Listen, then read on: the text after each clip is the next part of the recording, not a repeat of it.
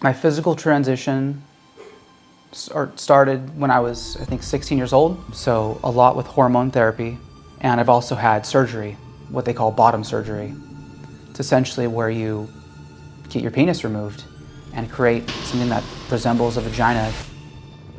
I can't ever have children because I no longer produce sperm because I don't have testicles because of the surgery.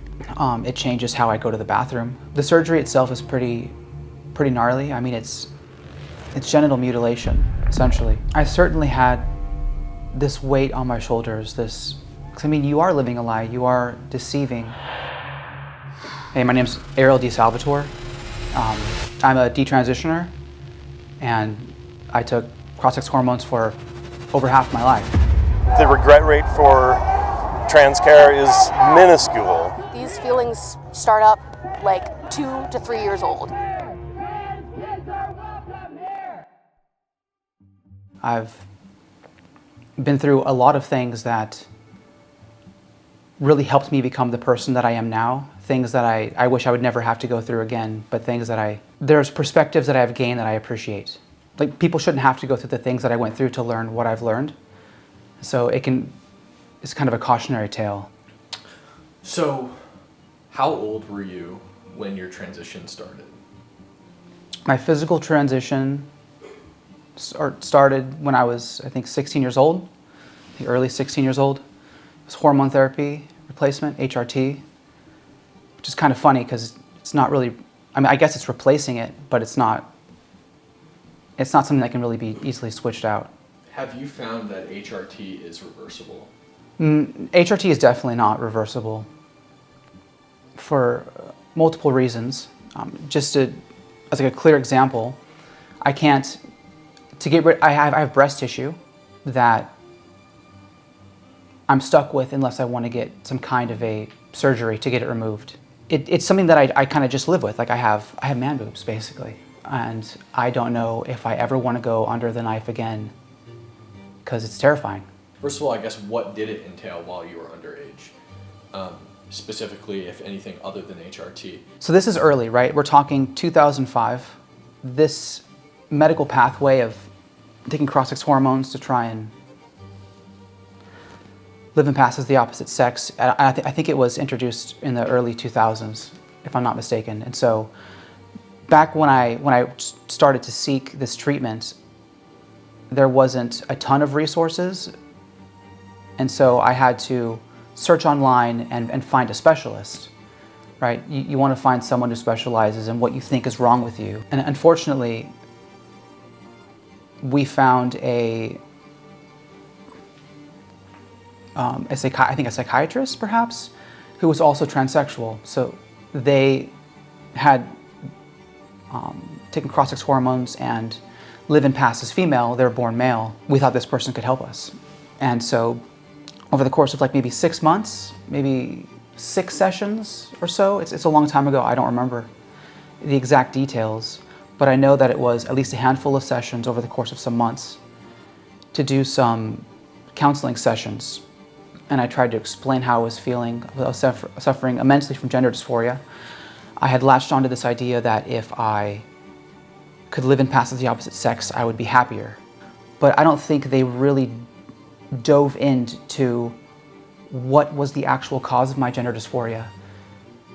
And later I found out that it was because of my father and the abuse that I suffered as a child because of him. No therapist, psychiatrist, or doctor helped me understand that.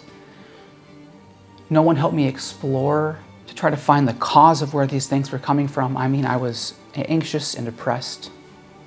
I was scared, and I feel like I was just used to be affirmed by adults. I was genuinely convinced that I couldn't be a man, I couldn't be male, because everything about masculinity just seemed to come associated with pain, be associated with discomfort, rejection, disapproval, and that came from my father. And so, ironically enough, this psychiatrist that I went to see was the person who gave me the most pushback but clearly it wasn't anywhere near enough. So they referred me to a doctor in San Francisco who then prescribed hormones. And so I started HRT at 16. Were there any minority factors, like things you read or content you consumed online or books you read or anything like that? Yeah, so it sounds to me like what you're asking is there may have been that feeling of gender dysphoria, but when did it catalyze into, it kind of crystallize into the idea that I could do something about it, perhaps, Yeah, right? Like yeah, through yes. transition. Yeah. Yeah. How'd you get that idea? And so it went from I feel like I want to be a girl to, oh my God, I could change my body. And I was around like 7th or 8th grade. I think there was some documentary TV show on about someone going through sex change procedures, whether it be breast implants or surgery or something. Like that's when that's when this idea of maybe I could be a girl kind of came into my mind and began to kind of take life. And I know a lot of other detransitioners that I've spoken with, like Maya, Poet, and Chloe Cole, have kind of gone through this online rabbit hole of like once that kind of thing snaps and they realize it's a possibility, they go through this rabbit hole. Did that happen for you with it, like the internet? For me, it was MySpace. I think I heard about hormones before, but it wasn't until MySpace that I really learned you can actually buy these hormones online. Like you don't have to go through a doctor. You can actually just buy spirolactone that stops testosterone and buy estrogen and just take it at some dose you might get prescribed at and self-medicate. And a lot of people who were suffering from gender dysphoria online were doing that. They were medicating themselves. And so I went from, I went from seeing that doctor just a few times to just immediately medicating myself. So from 16 to 20 years old, I was basically just buying my own hormones. What are all of the treatments you've received? Like HRT, surgeries, just all of, what have you received in totality? Yeah, so in terms of like gender affirming care or surgeries or hormone therapy treatments, like what kind of modifications have I done to my body basically? That's hormone therapy. I was basically blocking testosterone for 18 years and on estrogen for like 95% of that time. And I've also had surgery, what they call bottom surgery. It's essentially where you get your penis removed and create something that resembles a vagina to some extent. And I didn't even opt for the normal bottom surgery where they just invert the penis. Sounds wild to say as a sentence on its own, but that's because not even a year or two out of a homeless shelter program that I was living in, I got approved by a therapist and psychiatrist to fly to Thailand to have surgery. And I opted for Thailand because when I was inquiring about the surgeries that you could have, well, you could have the one where they invert the penis, or you could have the colovagoplasty, where they use a large part of your, or a chunk of your large intestine to make the inner mucous membrane because it resembles a vagina more, or so I thought. And so it was referred to as the Cadillac version of the surgeries. And I mean, I'm committed, right? This is something that I thought I've always wanted. I thought this is something I needed to do. Like I had been framing the surgery as something that was the ultimate goal, some kind of sacred belief that I hadn't questioned in, well, by that time, 10 years. Okay, so this is just out of the homeless shelter. Yeah. How did that get paid for? Obviously, trip to Thailand, the surgery itself. Yeah, so I had moved to San Francisco in 2009, towards the end. Got into a homeless shelter program that turned into a transitional living program. You kind of like, it basically helps you get on your feet so you can get a job and you start saving some of your money so you can take care of yourself. And there's a lot of kids that were in this program, and the program itself, all the homeless shelter stuff, like the feeding and giving you your space to sleep, is paid for by the city. So like San Francisco is its own county, so I'm San Francisco County, and there's also a clinic or shelter, not shelter, sorry. There's a clinic by the Castro that would prescribe people hormones, and everyone knew about it. And if you were homeless, you almost basically guaranteed to, I don't think you could get rejected for health care in San Francisco. You're homeless, you get health care, everything's covered. And so then, it's easy coverage for this clinic. And so a lot of the kids who were in the shelter program, a large percentage of them were trans identified and getting hormone therapy from this clinic. And that was all taxpayer funded? That was all taxpayer funded, yeah. And did this surgery end up being, the bottom surgery, did that end up being taxpayer funded? Not mine. Okay. Mine I saved for myself. Got it. Because I was so committed to that higher quality version that I Thailand was the place to go for that. Were they funding? The psychiatrist who approved was being paid for by the insurance I was on. Interesting. Yeah. Was anybody else in the shelter system having their surgeries subsidized by taxpayer dollars, or was it just the HRT? This must have been 2010, 2011 at the latest. And at that point, my understanding was no, they wouldn't pay for bottom surgery. But I remember a buzz around that time where they were just about to start, because I know that that's happened. Okay. So. I know you already mentioned some of it, but how you found the shelter, you got into the shelter, what were the conditions like in the shelter? I know we were DMing specifically about like the ease at which you could basically switch your dorming or your rooming situation to the opposite sex. They had bunk beds, a male and female ward, but it was basically identity based, so it wasn't biologically based. And so if you say you're transgender, you're the sex you get to sleep on the side you say you are. And they didn't, I mean, it's pretty wild to think about now. At the time, I was just kind of in a desperate situation, But I stayed in the female rooms, and so did every other trans person who was male to female. And it's, I don't know, pretty wild.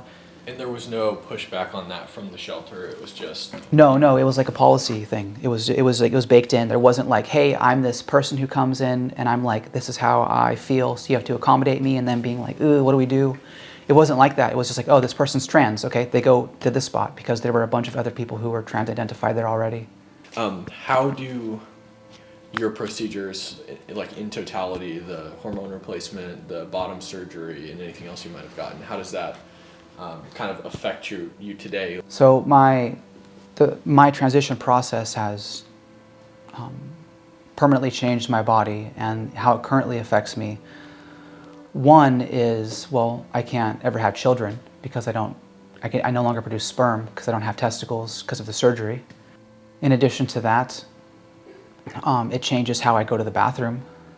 The surgery itself is pretty gnarly. I mean, it's genital mutilation, essentially. And so it affects my intimate life, of course. I'm bisexual, so if I were to date a man, like, what kind of guy is going to want to date a guy without a penis? Like, that's huge. And what kind of girl is going to want to date a guy without a penis, I'm lucky enough that I've had a partner for a very long time and who has been with me through a lot of this. I actually met her just prior to flying to Thailand for that surgery, so she's been with me through all the physical process. But at this point, let's see, I think you asked a little bit earlier about kind of what some of the processes I've done. And another one of the things is the way the body grows, the body is kind of this combination and composition of different systems that are working and firing in unison to keep the body alive. And these different systems, they depend on each other. They expect each other to be there. And so stopping testosterone at 16, although it wasn't like a puberty blocker like Lupron, when you suppress the testosterone, the effects that are supposed to happen on your body, you're supposed to masculinize your body. It's part of the growth process. And we don't have long-term data about all of the systems that are impacted by stunting somebody's puberty, right? These things aren't reversible because you can't undo a process. These things don't, Lupron, puberty blockers, they don't allow you to pause because you don't pause biology. Because biology is just, it's replicating, it's computing, it's just happening. So when your body starts to trigger some kind of puberty, right? Even when you block puberty at Tanner stage 2 completely, it's not like people stay the size of a child, they still grow in height. So you have parts of the body that are growing and maturing with an entire part that's no longer there, or at least stunted significantly. And so I don't know what all of the long-term effects are. Like, I struggle a lot with ADHD. That has a lot to do with executive function. That has a lot to do with the prefrontal cortex of the brain. Those things have a lot to do with inhibiting, inhibiting mood or mood regulation. Like these, these things that are supposed to develop fully. Like your brain doesn't fully develop till you're 25, and so on cross-sex hormones for like 9 years up to that point, I don't know how much of me has truly been stunted, and it's terrifying to think that what if I already struggled a lot with mood regulation and impulse control, and then I just made it worse by never allowing my body to mature, And at the same time, it's hard because I don't want to think that happened, because I also don't want to get into a fixed mindset where now I'm like, well, now I can never learn. So I feel like I have legitimate caution to think that in some sense I might be disfigured, but at the same time must act as though it doesn't matter and I must succeed anyway, because there's nothing else to do but to push forward, especially after some set of crazy decisions that I've made. In your case, did the HRT function as like kind of a puberty blocker? Because I know HRT isn't always a puberty blocker, but can function as one. And if so, is that kind of what you're talking about, or like the stunting of the maturing of some of your systems while some keep pushing forward? Yeah. So like, I don't want to make the claim necessarily that taking testosterone blockers is the same as fully stopping puberty like a Lupron would, starting before like Tanner stage 2. But it's clear to me that like as soon as I started HRT, the size of my genitalia stopped growing. My facial hair stopped. So everything you see is basically grown after, basically starting like a year and a half ago almost. So like I had some hair, but it was so light and thin you can't even see it. Like during the pandemic, I grew out everything I had and no one could even tell. Do you buy any of the science that suggests that, like, in reality, there are men who are women and there are women who are men, and that they're born into this condition, and that the solution is to transition them? Do you think that there is any merit to that? Do you think that it's true, or do you think that these situations are usually or always the cause of one of these factors that we're talking about, or something we're not talking about? Or do you think that there is merit to the idea that some people are just born with a brain that doesn't align with their gender? As far as I can see it, like, I don't see room for how a girl brain could be in a guy body. I don't really see there being room for like how someone could, absent any trauma or abuse or something in the environment drastically changing someone's trajectory. I don't see how there can be some innate sense that you are in the wrong body. I think it's an idea that we latch onto, right? Like essentially what, I mean, it has a lot to do with what the human brain's doing, right? Our brain's essentially in this black box receiving sensory information about everything that's happening to it, and it's trying to make sense by strengthening the neural pathways that essentially allow it, like when we predict something correctly in our environment, that gets strengthened. And so we start to essentially build up these, I don't know, understanding of the world. Sometimes an idea you latch onto doesn't really map onto reality the right way, but it seems close enough that you grab onto it and you run with it for a while. Yeah, I definitely think it's an inaccurate conclusion to think that a girl brain can be born in a boy body. Like we essentially are our bodies, right?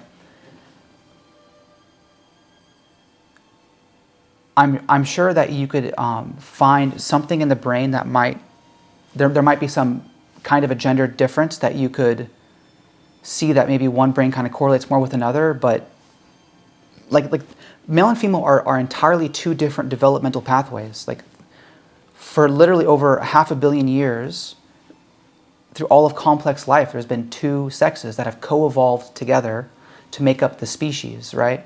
Like in women with breastfeeding, there's a co-evolved evolutionary feedback loop that happens, right? Which is one of the reasons why this idea that a trans woman can breastfeed is just ludicrous, you know? And so, yeah, it doesn't make any sense to me at all. Do you ever have that kind of weight that you were like living in untruth while you were like fully transitioned?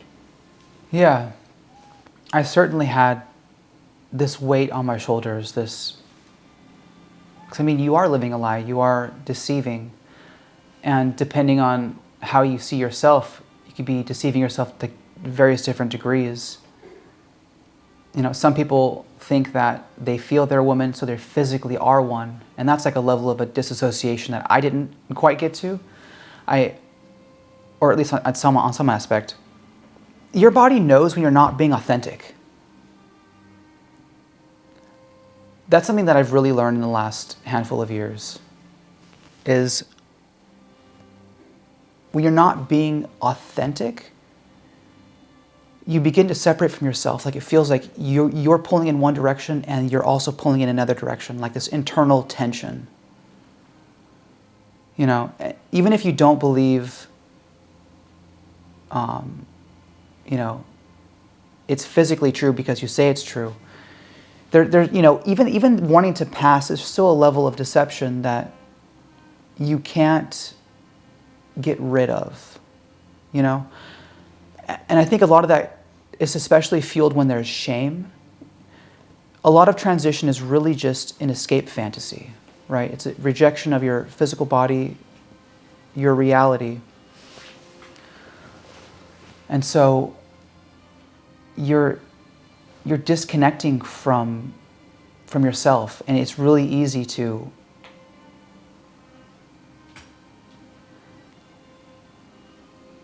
it can create a distortion that makes it very difficult to accurately understand and interpret the feelings in yourself that are arising.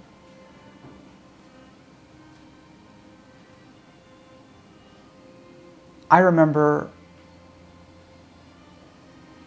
feeling like I just wanted to hide all the time. Like when I first started transitioning socially, it was in freshman year of high school, and it went so poorly that I dropped out sophomore year of high school. Freshman year, I think I might have been on HRT, or no, I think it was just before, but I knew that I was going to take it. Yeah, because I remember during that year is when I was starting the process of getting that prescription. And instead of feeling like this is who I am and feeling like I found my inner self, there was always this body language and posture of wanting to hide from people. You know, it was always an escape. It was always this keep to myself. I don't want someone to identify me. I feel like I'm in the wrong body. I just want to feel normal. You just get this nervous like energy, you know, and it messes with the way that you talk to people socially, and not to mention when you want specific pronouns, you introduce all this friction. You know, you start to embody this insecurity that doesn't go away. You can push it to the perimeter of your consciousness, but it'll always, at the very least, hum like a static noise, like a tinnitus in your ear that you can't ever really make go away because you know that you're lying. Was there any catalyst for you that kind of put you on the journey of detransitioning, or was it a number of things, or what did that kind of look like? Yeah, so with any kind of, it was definitely a change. It happened abruptly. And I think that happens a lot of the time with people who detransition. It's because there was a lot of potential energy that was built up, and then something that triggered it. And the potential energy that built up was a few things. One, right, I had my surgery in 2013. I had the opportunity to try to live to live and pass just how I wanted, you know. I got the grass is greener on the other side. Like, I got the goal that I had been saving for so long. And then when it didn't solve all my problems, it took less than a year for depression to set back in. This time I found myself moving back towards androgyny, which is always this kind of comfortable spot for me, you know. I kind of let go of wanting to live and pass as the opposite sex, although I still wanted people to use female pronouns. Essentially, I had let go of wanting to live and pass as female, but I still didn't realize I was being heavily driven by a shame and guilt of being male, a kind of auto-androphobia. And so I was still rejecting maleness, and so even though I was kind of androgynous and most people kind of clocked me as male, I still, I didn't correct random people. I just cared so much less. But I still wanted my friends to use female pronouns and coworkers.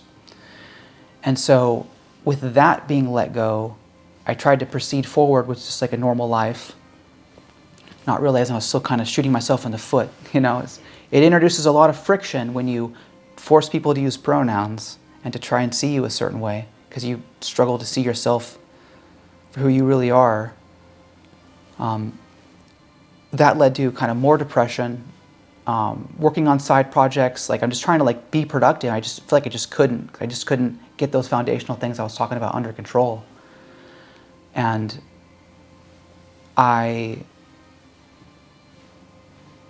what happened? I was in a situation where I was living with my girlfriend and another friend. I had basically just gotten laid off. I was struggling with communication with, at the time, was my best friend and my girlfriend, struggling with communication like I had never had before.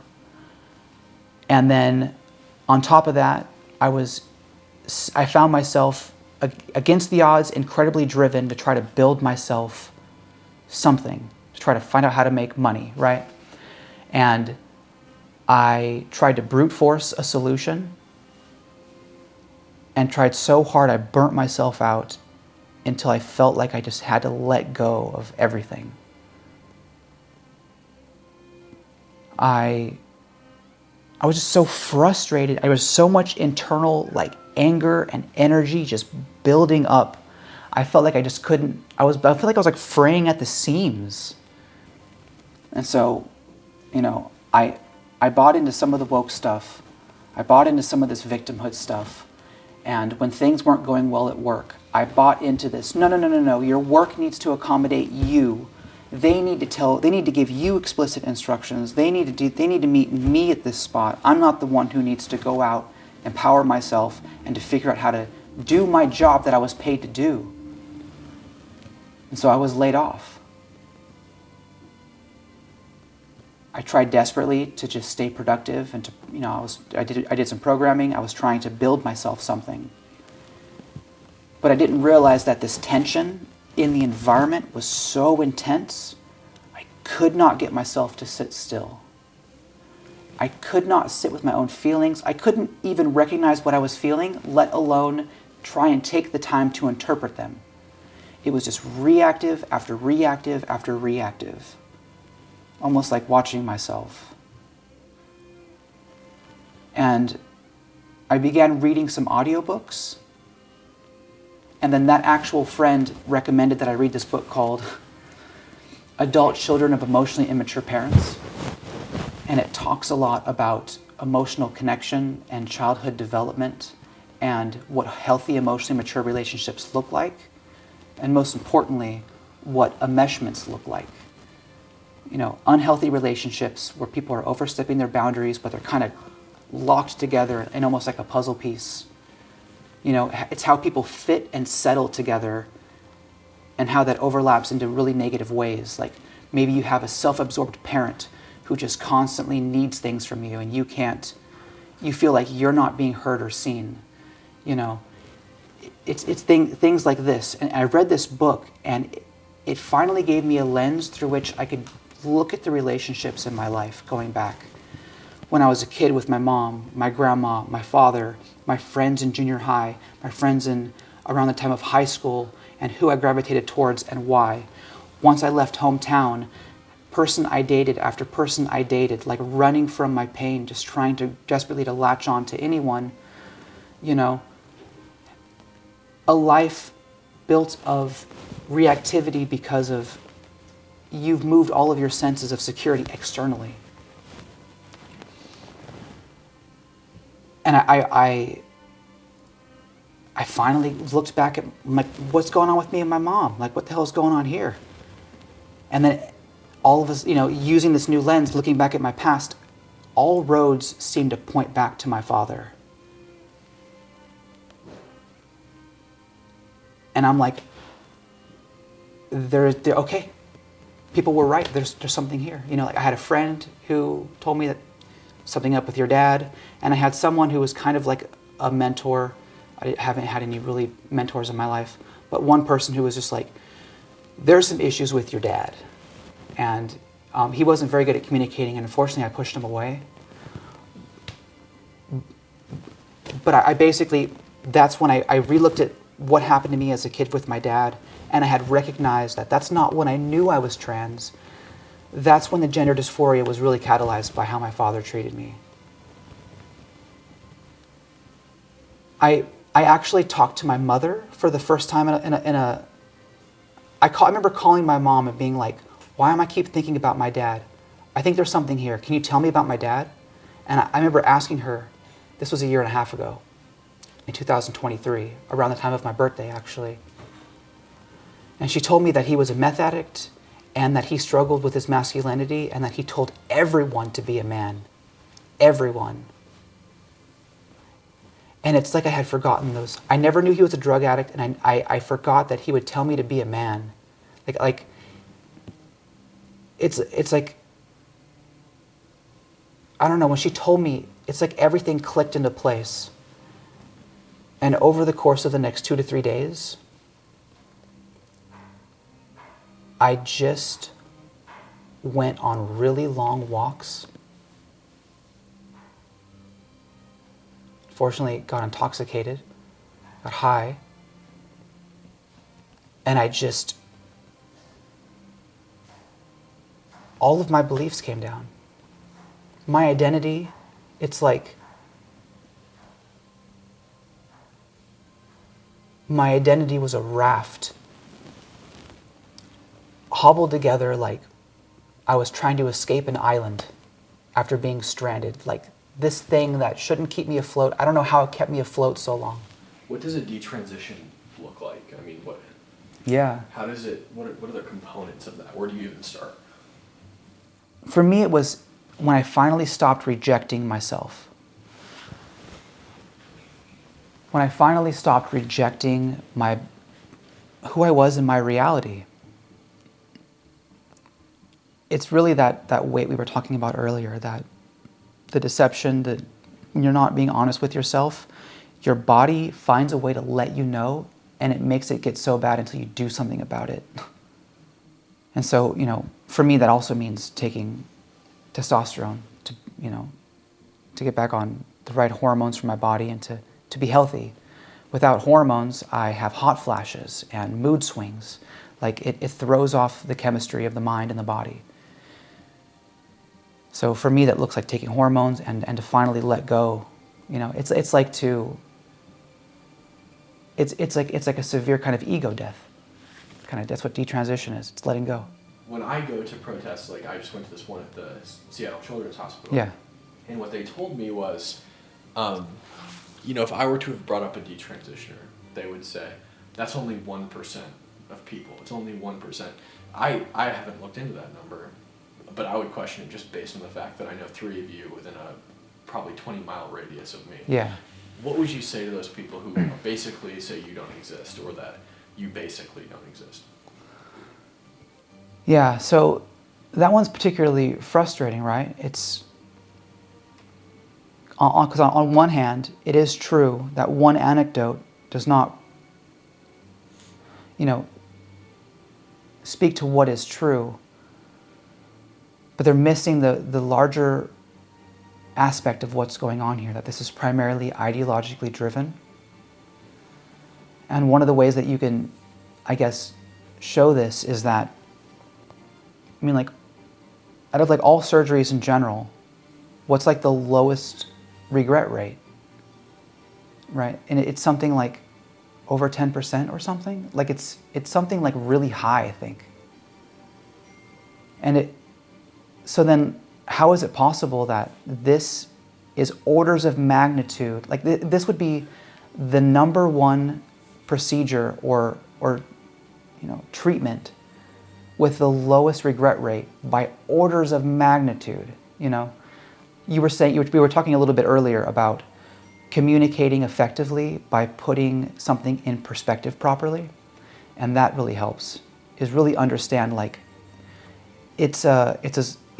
are the actual numbers? How many people, I guess we don't have the real long-term information here. That's a good question, because I feel like the question you're asking me is, how do we really get through to people? And that's the hard part, because facts don't care about feelings, but also feelings don't care about facts. We care about stories.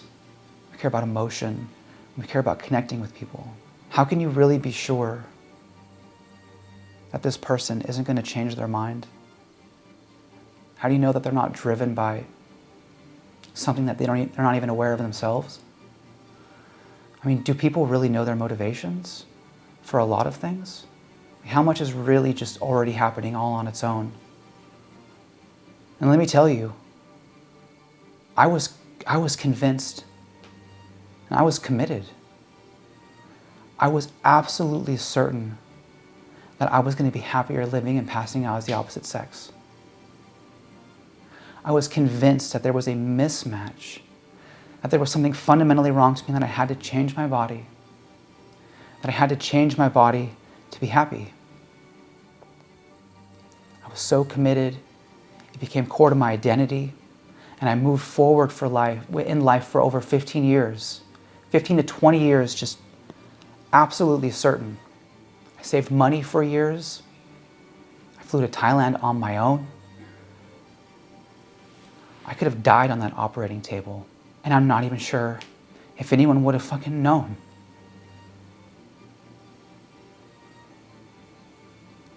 I was so committed because I was using the wrong tools, and I didn't even have the awareness of what tools I was using.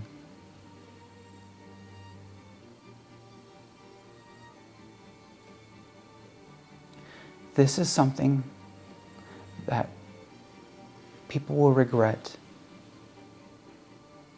in the long-term future.